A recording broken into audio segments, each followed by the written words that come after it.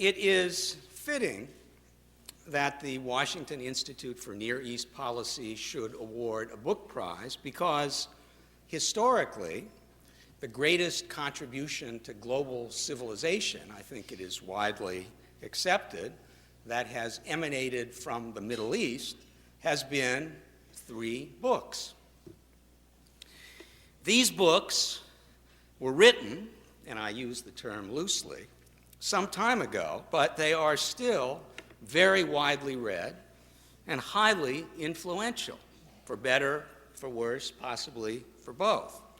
Now, because the Old Testament, the New Testament, and the Koran appeared before the period between May 2007 and May 2008, none of them was eligible for this year's Washington Institute Book Prize, which you will recognize obviated some potential logistical and juridical difficulties that would have been involved in delivering the prize to the author had any of them won.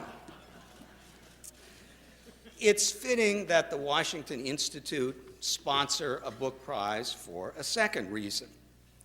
As Rob noted, and as Martin has noted, in the conceptualization and the conduct of American foreign policy, ideas matter. And the principal vehicle for conveying enduring and influential ideas, evidence to the contrary notwithstanding, is not the soundbite or even the op-ed article. It is the book. And so, in awarding a book prize, the institution continues its basic mission of contributing to furthering and bettering American policy in and toward the Middle East. Let me emphasize a point that Martin made. For those of you who aren't familiar with book prizes, let me assure you that by the standards of such competitions, this award is an unusually generous and handsome one. That means that at its inauguration this evening, the Washington Institute Book Prize becomes the most important and most prestigious such prize to be awarded to books concerning the Middle East, and one of the most prestigious and important prizes to be awarded to books on any subject. That is quite an achievement.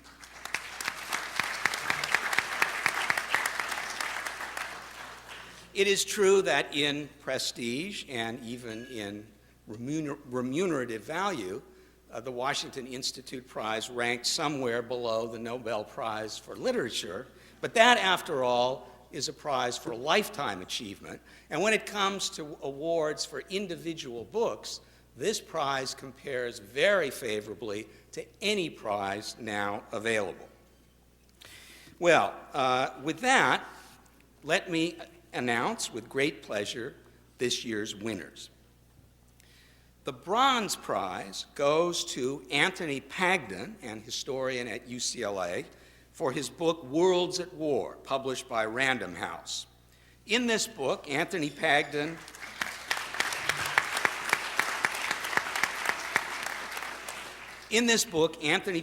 ranges with great fluidity over the history of the long conflict between East and West, Europe and Asia, and ultimately Christianity and Islam.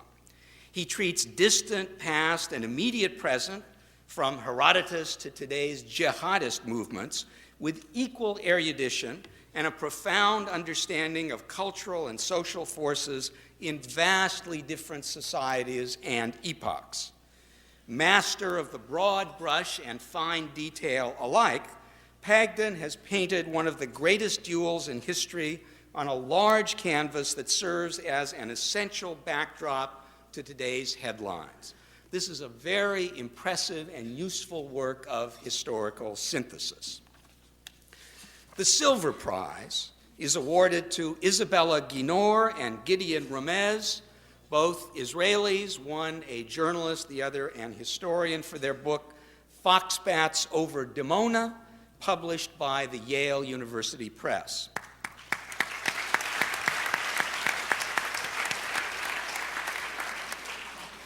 Foxbats over Dimona is a meticulously researched, yet conceptually bold analysis of the origins of the 1967 Arab-Israeli Six-Day War.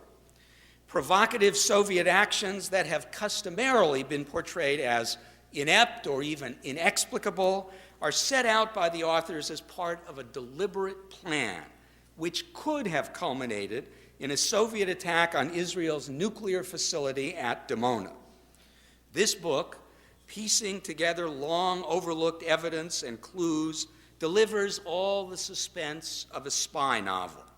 It has challenged our understanding of the Six-Day War, pioneering a whole new vein of research into the labyrinth of Soviet sources and prompting new scrutiny of events whose consequences resonate today. And the gold prize, the first prize, the grand prize, is awarded to Yaroslav Trofimov, a journalist with the Wall Street Journal, for his book, The Siege of Mecca, published by Doubleday.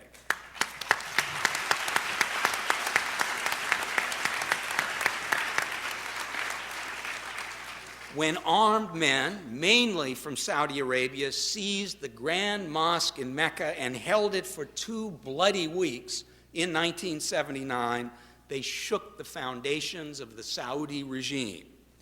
Yaroslav Trofimov's riveting account of the siege, the incompetent bumbling of the Saudi authorities, the incomprehension of the Carter administration, then in power in the United States, and the bloody climax reads like a thriller. But this book is much more than that. It is a penetrating look at the clash of materialist mania and Islamic zealotry that rumbles deep within the kingdom of Saudi Arabia.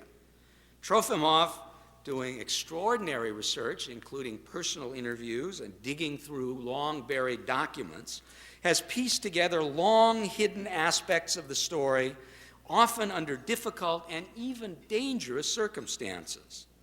Our understanding of the rise of al-Qaeda and of the attacks of September 11th is now richer and more complex, thanks to this brilliant combination of social history and investigative journalism. Well, there you have the 3 initial winners of the Washington Institute Book Prize.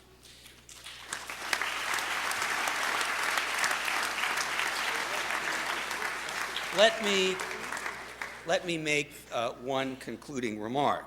As Martin mentioned, the way that this deliberation was conducted, the jury was not really sequestered. We were isolated from each other. I only learned the identity of my fellow jurors this weekend. Nonetheless, I feel confident that I can speak on behalf of my fellow jurors in congratulating the winners and in congratulating the Washington Institute for inaugurating this prize. Thank you.